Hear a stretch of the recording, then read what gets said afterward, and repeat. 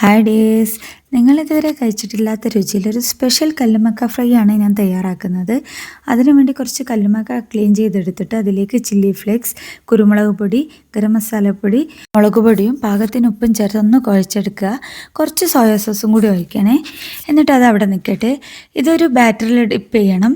അതിനുവേണ്ടി നമ്മൾ കുറച്ച് കോൺഫ്ലവറും മൈദപ്പൊടിയും എടുത്തിട്ട് ആ കല്ലുമ്മക്ക വേവിച്ച വെള്ളത്തിലൊന്ന് മിക്സ് ചെയ്തിട്ട് കുറച്ച് കുരുമുളക് പൊടിയും ചേർത്ത് ഇളക്കി കൊടുക്കുക.